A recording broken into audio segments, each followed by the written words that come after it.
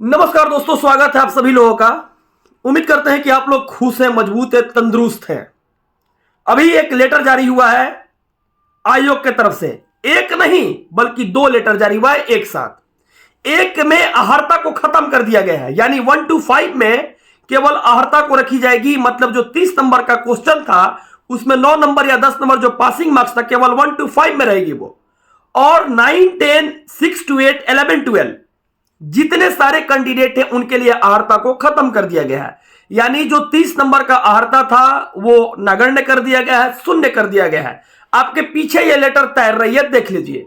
और आपको बता देता हूं, एक बैड न्यूज है एनआईओएस वाले भाई के लिए।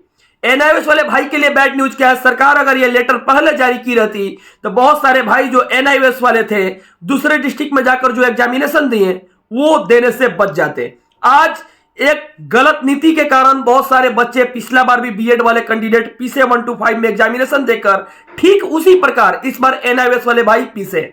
पिछले वीडियो में मैंने बताया था कि एनआईओएस वाले कैंडिडेट के लिए खतरे की घंटी बज रही है और आयोग के तरफ से यह लेटर जारी किया गया। और खतरे की घंटी का मतलब यह होता है कि आपका अब डिग्री नहीं रहा और सरकार के द्वारा आप स्वीकार नहीं किया जाएगा। जब यह लेटर आप जारी किया गया, इस लेटर को आप लोग तैर रहा है, बढ़िया से देख लीजिए। इस लेटर को अगर देखना चाहते हैं तो जैसे ही चैनल को सब्सक्राइब कीजिएगा, कम्युनिटी बॉक्स में उस लेटर को डाल देंगे, दोनों को आप जाकर वहां से भी देख सकते हैं। जैसे सब्सक्राइब कीजिएगा कम्युनिटी का ऑप्शन खुल जाएगा, वहां से ऑप्शन जाकर वहां से देख लीजिएगा कि दोनों लेटर में क्या लिखा है, अगर आपको अच्छा से नजर नहीं आता है तब।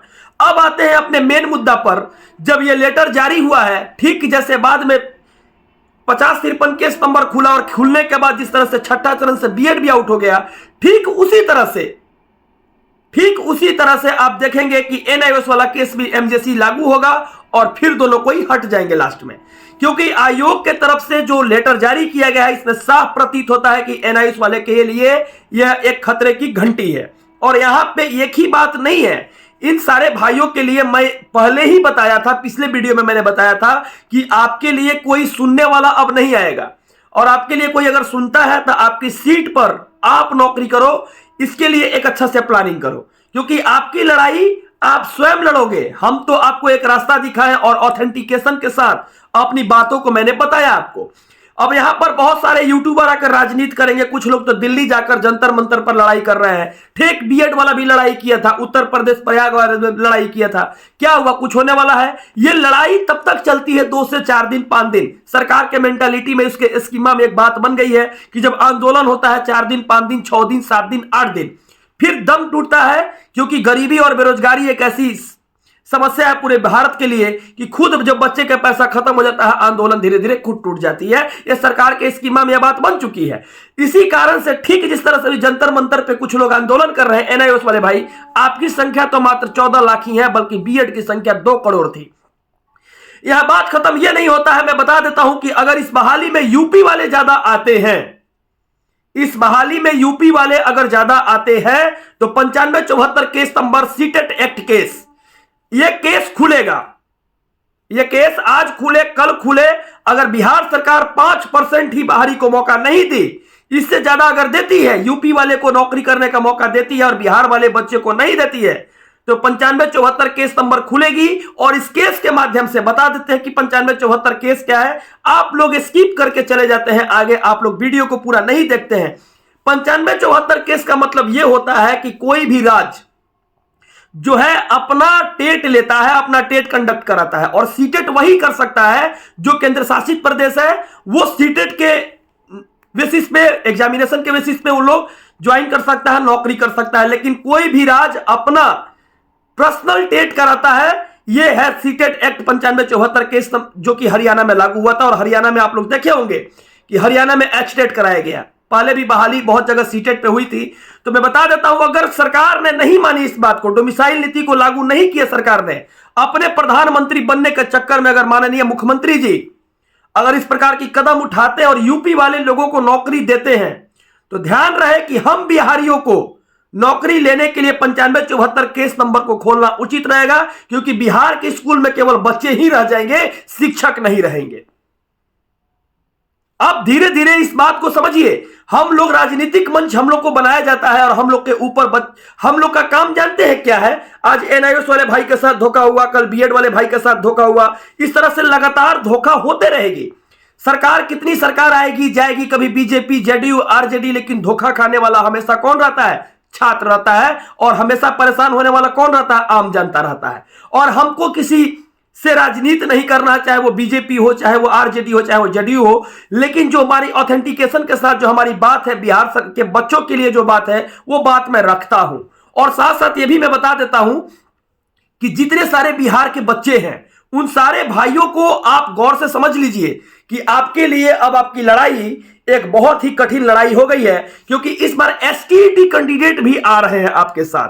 अगर ये नहीं माने तो केस खोला जाएगा और खोलने के बाद इसकी जवाबदेही हमारे और आपकी नहीं रहेगी। इसकी जवाबदेही किसकी रहेगी? इसकी जवाबदेही रहेगी बिहार सरकार की, क्योंकि बिहार सरकार ने जो गलत नीति अपनाया है उस गलत नीति में मुख्यमंत्री बनते बनते प्रधानमंत्री बनना चाहते हैं। यह सपना दिखाकर बिहार के बच्चों के साथ गद्दारी मत कीजिए, क्योंकि बिहार के बच्चे रोजगार जो लेने वाले थे उनको तो रोजगार आपने दिया नहीं और यूपी के लोगों को दे दिया, नियोजित शिक्षकों को दे दिया। इसलिए हम बोलते हैं सारे भाइयों को कि आप लोग सुदृढ़ रहिए और सबसे बड़ा चीज ऊर्जावान रहिए कि कब किस तरह से क्या करना है, क्योंकि नॉलेज और स्किल्स आपके अंदर भी उतना ही है और आप पढ़े लिखे स्किल्ड आदमी हैं। तो आप इस चीज के बारे में मत डरिए सरकार से कि सरकार क्या करती है नहीं करती है। आपको बस करना क्या है कि अपनी विषय वस्तु को, अपनी बातों को एक समक्ष के अनुसार, जैसे सुप्रीम कोर्ट हाई कोर्ट भी आपको साथ देता है तो लीजिए, और सरकार नौकरी नहीं देती है तो उसको ईंट से ईंट बजाने का भी कोशिश कीजिए। चाहे वो सरकार कोई भी हो, बीजेपी आरजेडी जेडीयू कोई सरकार हो, अगर नौकरी नहीं देती है तो हमारी भी लीगल राइट्स है कि हम उस राइट्स को अपनाकर अपने काम को कर सकें। तो भारत का संविधान हमको यह सिखाता है, भारत की संविधान हमको यह चीज सिखाता है कि हमारी ऑथोरिटी, हमारी जो लीगल विषय वस्तु है उस पर हम काम करेंगे। अगर हमको किसी का मदद भी लेना पड़ेगा तो चाहे वो सुप्रीम कोर्ट है, कोर्ट है, तो लेंगे, लेकिन गलत नीति, गलत समन्वय और गलत कारण से हम लोग बेरोजगार नहीं रहेंगे। तो जो लोग नौकरी करने वाले भाई हैं उनके लिए मैं यह बात बोला, और आगे धीरे धीरे अभी लगातार ये चीज चलते रहेगी, हमारी आपकी नहीं बल्कि पूरे बिहार के लड़कों की। और कल के वीडियो में मैं बनाऊंगा डोमिसाइल नीति को स्पेशल लेकर, और सीटेट जो 95-74 केस है उसको लेकर, और साथ साथ कुछ फर्जी कैंडिडेट हैं जो कि यूपी से और झारखंड से और पश्चिम बंगाल से और भी कहीं कहीं से, उन लोग जो बॉर्डर वाले इलाका है उन लोग बनाकर इन किए हैं, उनके बारे में भी मैं कुछ बताऊंगा। और बिहार में जब डॉक्यूमेंट वेरिफिकेशन अच्छा से जांच नहीं हुई है, आज भी वो लोग नौकरी कर रहे हैं। तो यहां पे अब हमको आपको, जब तक समझदार हम लोग नहीं होंगे तब तक बिहार में इसी तरह से समझदार लोग भी बेरोजगार बने रहेंगे और पूरे बिहार के सदस्य भी बेरोजगार बन के यह तमाशा देखता रहेगा। इसलिए सबको समझदार बनना पड़ेगा, और समझदार बनने के साथ साथ सबको एक दूसरे के साथ मिलकर चलना पड़ेगा। अगर आपको वीडियो अच्छी लगी हो तो वीडियो को लाइक करें, सब्सक्राइब करें और चैनल के साथ जरूर जुड़ें।